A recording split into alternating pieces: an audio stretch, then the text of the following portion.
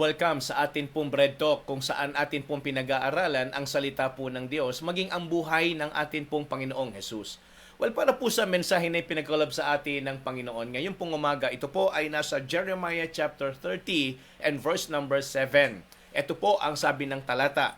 Alas, for that day is great, so that none is like it. It is even the time of Jacob's trouble, but he shall be saved out of it. The title of our topic for this morning is The Time of Jacob's Trouble.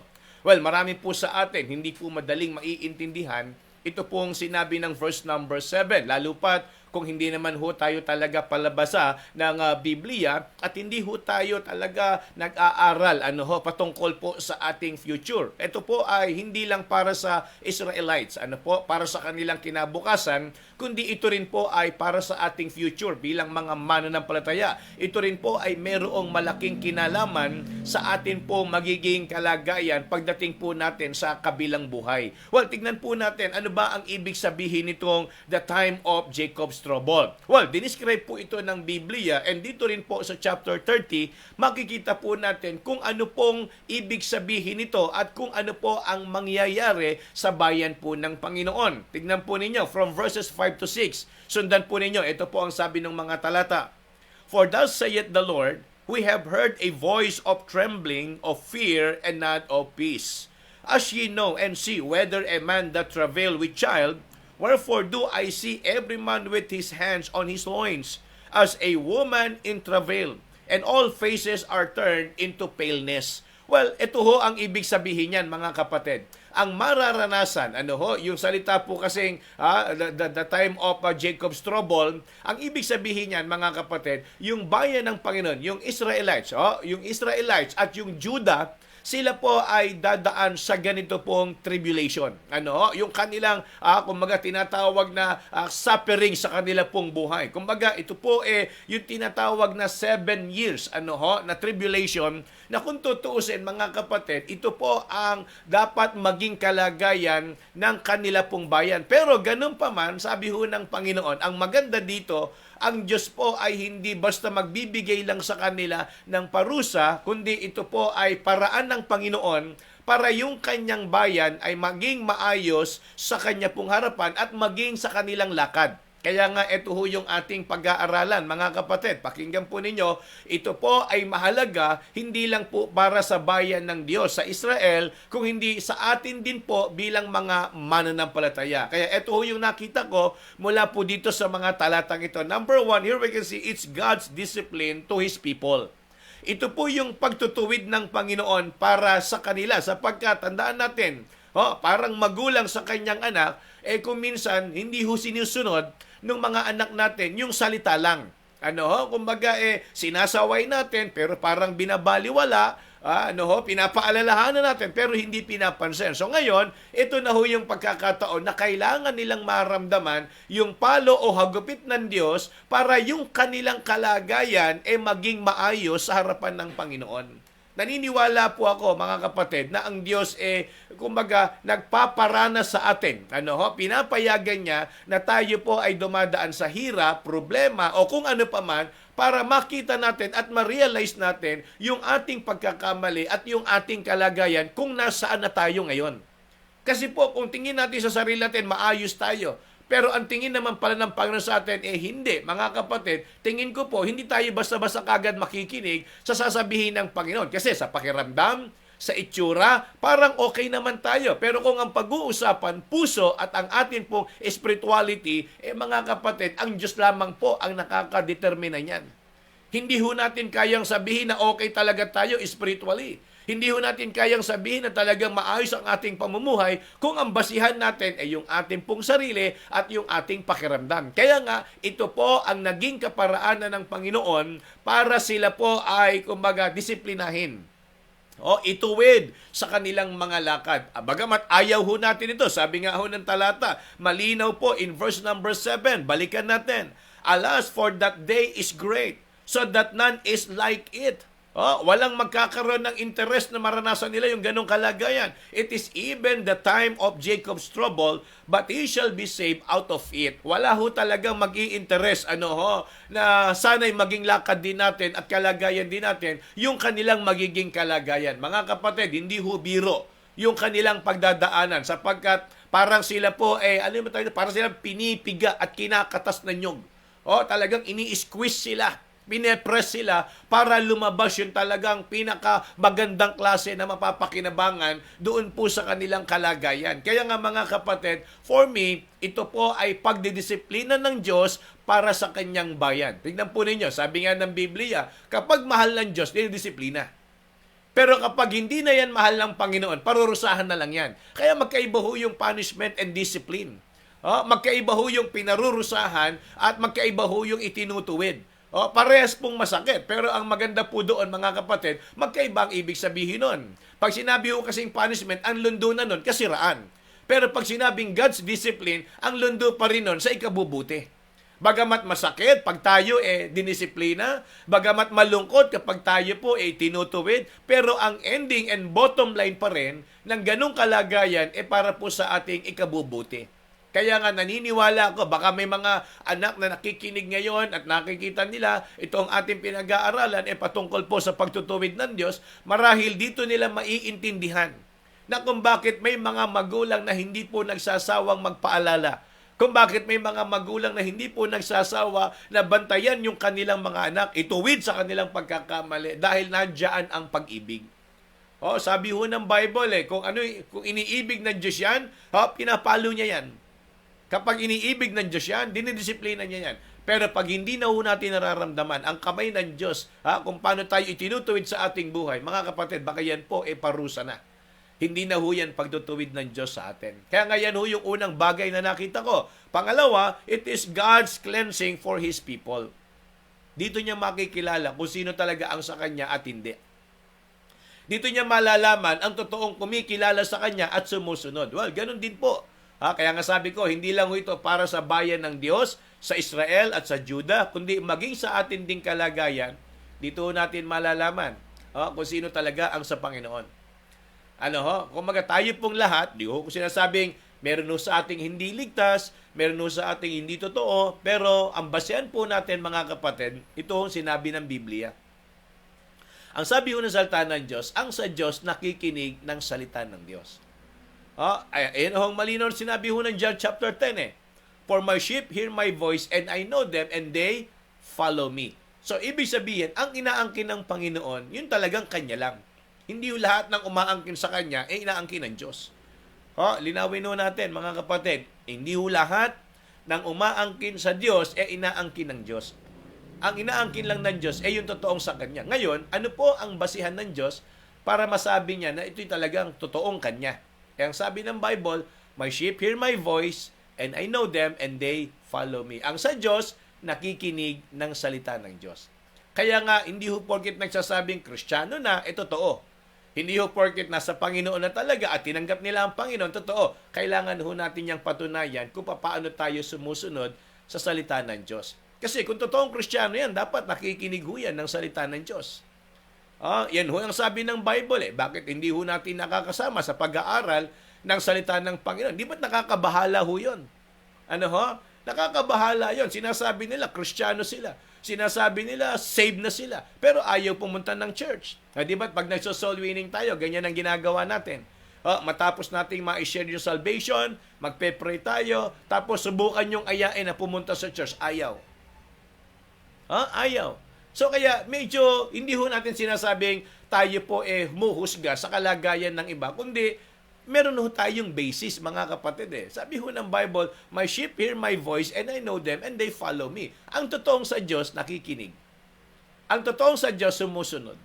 Yan ho yung basihan na sinabi ho ng Panginoon my sheep hear my voice and I know them and they follow me. Kaya nga nakakabahala sa mga taong sinasabing ligtas sila, Kristiyano na sila, tinanggap nila ang Panginoon, pero bakit walang ganang makinig ng salita ng Diyos? Pero bakit walang ganang pumunta sa gawain ng Panginoon? Pero bakit parang hindi ho mahalaga ang Panginoon sa kanilang mga buhay? Samantalang yun ang kanilang tagapagligtas. Siya ang ating tagapagligtas. Siya ang ating buhay. Siya ang atin pong katotohanan. Di ba't yan na pong sabi ng John chapter 14 verse number 6, I am the way, the truth, and the life. No man cometh unto the Father but by me. So sa madaling salita, ito ho yung nakita ko dito po sa ating pinag-aaralan. And last but not the least, here we can see it's God's promise to His people. So, ito ho yung pangako ng Diyos sa kanila. Hindi ba't malinaw po na sinabi ng verse number 7, but he shall be saved out of it. Parang ganito po Hindi ba tayo ho'y tumanggap na sa Panginoon? Linawin natin para mas lalo ho nating ma-appreciate itong ating pinag-aaralan. Hindi ba tumanggap na po tayo sa Panginoon? Pero bakit natin nararanasan pa yung hirap sa buhay? Andyan po yung pag-atake ng kaaway. Nandyan po yung kahirapan. Nandyan po yung banta ng panganib. Andyan ho yung pang-uusig, panlilibak. Kaya yung mga bagay na kumaga hindi ho nagiging komportable sa buhay natin. Ano yung sabihin? Nagkakasakit tayo, 'di ba? Nagkakaroon ho tayo ng problema emotionally, marami tayong stress, marami tayong isipin. Bakit natin nararanasan 'yan? So marami mga tao ang tanong, kung talagang mahal tayo ng Diyos, bakit tayo dumadaan sa ganitong hirap? Mga kapatid, kung Kristiyano naman tayo, ito ho ang magandang sagot dyan. Kung Kristiyano naman tayo, lahat ng dadaan sa buhay natin, ano man ang mangyayari sa atin, mahirap man yan, madali man yan, malaki man problema yan o maliit, kahit anong itsura ng pagsubok na kakaharapin natin, ito ho ang wag nating makakalimutan. Sabi ng Panginoon, but he shall be saved out of it. Ang ibig sabihin niyan, yung mararanasan natin, parang sa paraan at disenyo ng Panginoon, talagang dadaan yan sa buhay natin. Pero ang kagandahan, may pangako ang Diyos. Ano po yung pangako ng Panginoon? Tayong mga dadaan doon na totoong sa Diyos, hindi ho tayo mananatili sa ganong kalagayan. Kasi nga, meron hong pangako ang Diyos sa atin. Hindi ho po pwedeng tayo po manatili na lang sa puro kahirapan. Di ba't ang sabi ho ng Bible, for I know the thoughts that I think toward you, saith the Lord, thoughts of peace and not of evil, to give you unexpected end. So malinaw po roon na sinasabi ng talata na dadaan tayo sa hirap, pero ang ending and bottom line ng ating pagsunod at pagsuserve sa Panginoon unexpected end. So sa madaling salita, hindi ho tayo pwedeng magwakas sa kahirapan. Hindi ho tayo pwedeng magwakas sa buhay na sira. Hindi ho tayo pwedeng magwakas kung tayo po susunod sa Panginoon. Kung tayo po magtitiwala sa pagtutuwid ng Diyos. Yun po ang ibig sabihin nito, mga kapatid. Kasi ang pangako, ganito po yan. Hindi ba't ang Diyos nangako na siya ang tutugon ng lahat ng ating pangangailangan? Mga kapatid, in general, hindi ho yan pinangako para sa akin lang. Hindi yan pinangako para sa iilan lang. Pinangako ho yan sa lahat. Pero ang susi, para ito po ay mangyari sa atin, anong sabi ng Bible? Unahin natin siya. Dito ho, sa pinag-aaralan, ang susi po rito, magpakumbaba sila, sumunod sila, tanggapin nila yung pagtutuwid ng Diyos. Pero kung may magre-rebelde, sa disiplina ng Panginoon, hindi niya mararanasan yung karugtong nung talata na sinasabing, but he shall be saved out of it. Kasi lumalaban tayo kumokontra tayo sa paraan at gagawin ng Panginoon. Sige, eto na po, dumadaan na tayo sa hirap ngayon. Sige lang, daanan natin yan. Kasi hindi tayo para matakot. Alam niyo kung bakit? May pinangako ang Panginoon na sa dadaanan nating hirap na yan, makakaalis din tayo dyan. Yun nga lang, kung ang pag-uusapan, yung nakikita ng ating mata, yung nararamdaman ng ating katawan, mga kapatid, pwede tayong dayain yan. Di ba't kung minsan inisip natin, parang wala nang solusyon sa problemang ito. Parang ang nakikita ko, itong mangyayari sa akin, puro kahirapan lang. Yung paningin natin yan. At tandaan ninyo, may dyablo na sumisira at gumugulo sa dadaanan natin.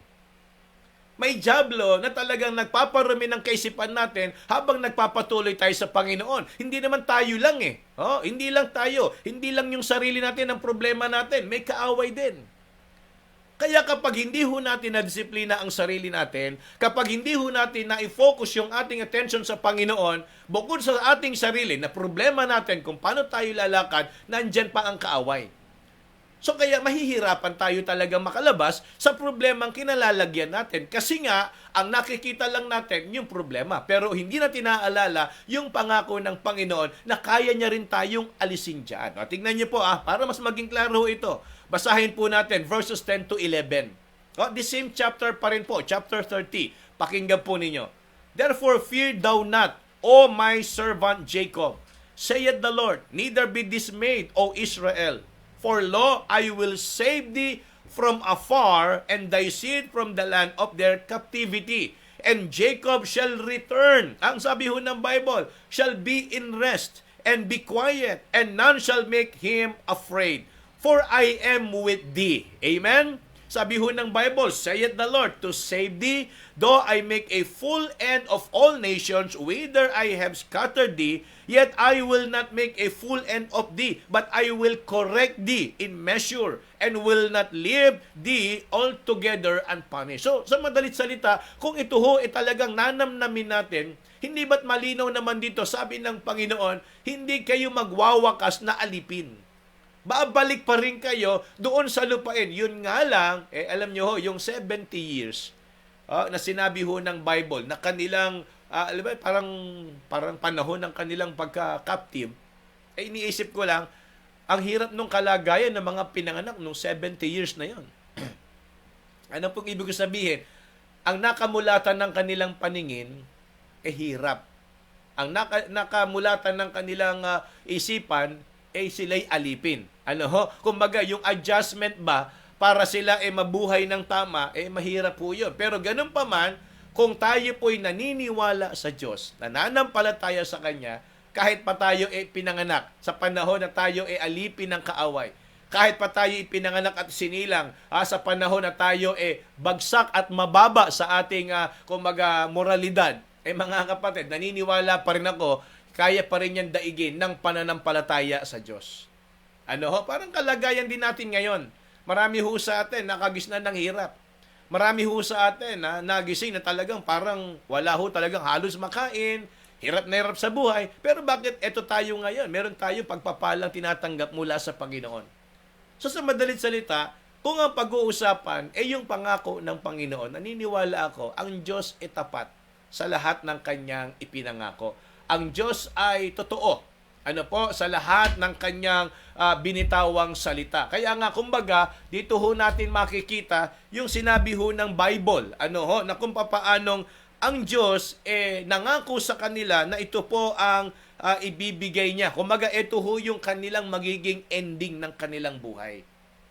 Parang ganito rin Dumadaan tayo sa kapos, hirap, wala tayong magawa. Pero ang sabi ho ng Biblia, may Panginoon na nangako sa atin. Kaya nga para po sa ating paglulundo, sabi ho ng Isaiah chapter 2 verse number 12, for the day of the Lord of hosts shall be upon everyone that is proud and lofty, and upon everyone that is lifted up, and he shall be brought low. Tandaan po ninyo. Excuse me po. Tandaan po ninyo, hindi ho natin pwedeng labanan, kontrahin ang gustong mangyari ng Panginoon sa buhay natin. Wala ho tayong magagawa. Wala ho tayong magagawa. Tanging ang Panginoon lang ang siyang makapangyarihan. Kaya nga, sana po sa ating naging pag-aaral for this morning, tunay po na tayo ay napagpala at natuto mula po sa salita ng Diyos. Well, ito po ang ating trivia ngayon po nga umagang ito. Sabi po ng Bible, yung Jacob's trouble daw, hirap na mararanasan ng bayan ng Panginoon. Pero sa ano pong ilustrasyon ginamit ng Diyos yung hirap na yon?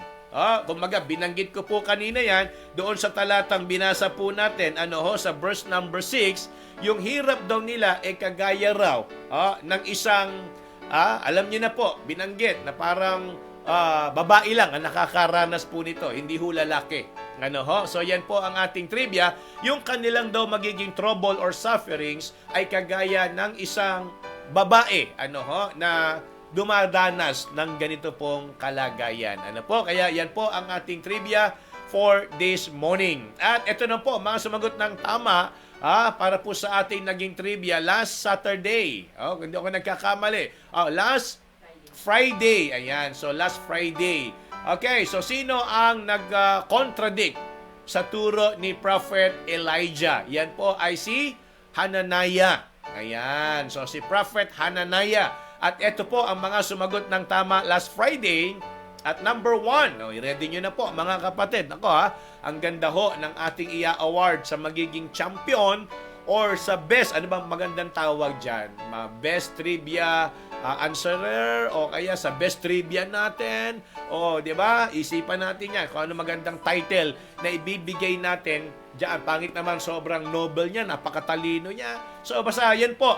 Ang ganda ho ng Bible, mga kapatid. Study Bible po yan, nababagay yan sa mga kapatid. Masisipag talaga na sumubaybay at mag-aral at makinig ng salita ng Panginoon. Ito po, ang number 1 sumagot ng tama. Nako, matutuwa ho kayo mga kapatid dahil ito po bago na nakakasama natin. Okay? So number 1, si Ate Milet de Lara. Ayan, so kasama po natin si Ate Milet. Good morning, Ate Milet. At kayo po ang number 1. And then, ang number 2, ayan, ay si Ninang Kiten. Congratulations, Nang Kiten.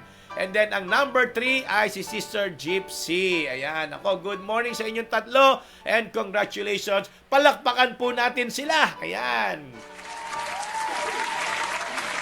Purihin ng Panginoon. Ano ho? At congratulations again kay Sister Milet. And then, maging kay Ninang Kiten at maging kay Sister Gypsy. Nako, maraming salamat sa inyo. Encouragement namin kayo every morning sa pag-aaralan ng salita ng Panginoon. And syempre, ito pa ang mga sumagot ng tama. Number 4, si Sir Marian Kauyong. And then number 5, si Ate Rose. And then ang number 6 natin, si Mami, si Sir Len. And then ang number 7, si Ninang Flor. At number 8 natin, si Sister Gina. And then ang number 9 ay si Ate LB. At ang number 10 ay si Sister Jen. Ako, congratulations sa inyo. Palakpakan din po natin sila. Purihin ng Panginoon. Ano? And ang number 11 natin, si Ninang Alice. At ang number 12 ay si Ate Sara Abad. Ayan po, maraming salamat sa inyo. At gusto lang nating, batiin. Birthday, ano ba yan? Sagot, saan ba yan? Sa trivia, nung Saturday. Meron pala tayong trivia nung Saturday. Okay, for I know the thoughts that I think toward you, saith the Lord, thoughts of, the right answer is what? Peace. Ayan, congratulations. Meron pa tayong trivia nung Saturday. Okay, so eto po. Ang mga sumagot naman ng tama last Saturday. Naku, i-ready nyo rin po ang inyong mga kamay. Ayan. Atin po silang papalakpakan. Congratulations sa number 1 nating sumagot ng tama last Saturday. Yan po ay si Ate Rose. Naku, congratulations Ate Rose. Kayo ang number 1 last Saturday. And then ang number 2 ay si Preacher Rodel. And then ang number 3 ay si Sister Weng. Nako, palakpakan natin sila. Congratulations sa inyong tatlo. Ang galing nyo. Nakuha nyo yung trivia natin noong Saturday. And then ang number 4 ay si Ate Milet. Ang number 5, si Ninang Alice. Number 6, si Ninang Kiten. Number 7, si Ate LB. And then number 8, Sister Eliza. Naku, maganda pala yata. Nandun ako lagi sa church. Parang nakakasali si Eliza Trivia. Malay nyo, ito makakuha ng grand prize natin. Okay? So number 9, Sister Jessa. Ingat, Sister Jessa. And then ang number 10 ay si Brother Ariel Ilalim Jr. Ayan. Palapakan natin sila, mga kapatid. Congratulations. And ito po yung mga karagdagan sumagot ng tama. Number 11, Teacher Alvin. Number 12, si Sister Jen. Number 13, wala na pala. Hanggang 12 lang pala po yung mga sumagot ng tama last Saturday. At gusto nating batiin ng good morning yung mga kapatiran natin na bagong naka-join sa atin ngayon. Ayan, purihin ng Panginoon. Ako, na-miss natin Sister Presi. Good morning, Sister Presi Basa. Merry Christmas sa inyo dyan.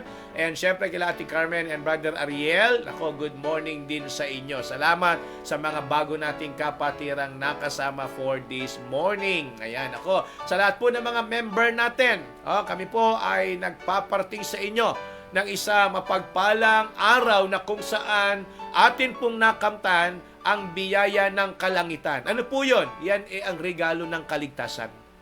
Ano ho? Kaya alam nyo ho, ang tamang i-celebrate natin ay yung araw ng pagliligtas ng Panginoon sa atin. Yan po nung ibinigay niya yung kanyang kaisa-isang anak. Tandaan po ninyo, ang pinakamahalagang mensahe ng unang-unang Pasko, kaligtasan. Oh, yan po ang dakilang regalo na hindi po kayang tumbasan ng kahit anong yaman o meron dito po sa mundong ito. Kaya nga mapalad tayo sapagkat tayo po ay nakatanggap ng dakilang regalo ng Diyos. Ano po? Kaya again, tayo po'y magpasalamat sa Panginoon. And syempre, gusto natin batiin si Pastor Chris. Birthday niya ngayon.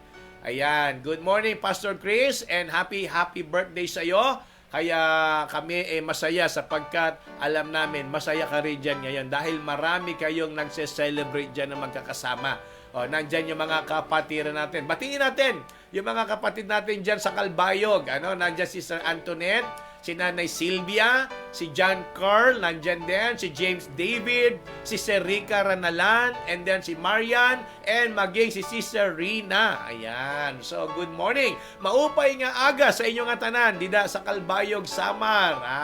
Nakakatuwa naman, dami nila. Ang dami nilang nandyan ngayon. Ako, malamang bumabaha ng handa sa birthday ni Preacher Chris. Okay? So, happy birthday, Pastor Chris.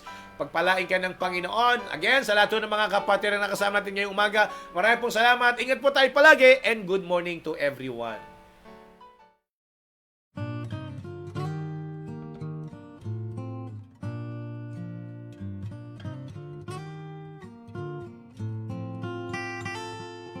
Father of lights, giver of gifts, there is no shadow in you. Author of life, fountain of grace, each morning your mercies are new. And you never change, and you never lie. Age to age you are the same. I will trust in you, all your faithfulness, for I know you never change.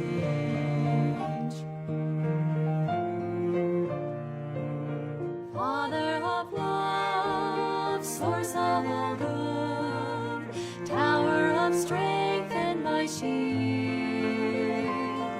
When you gave your son for those who rebel, your love for the world was revealed.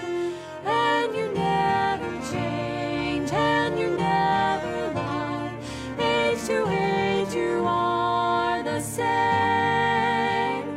I will trust in you, all your faithfulness, for I know you never change.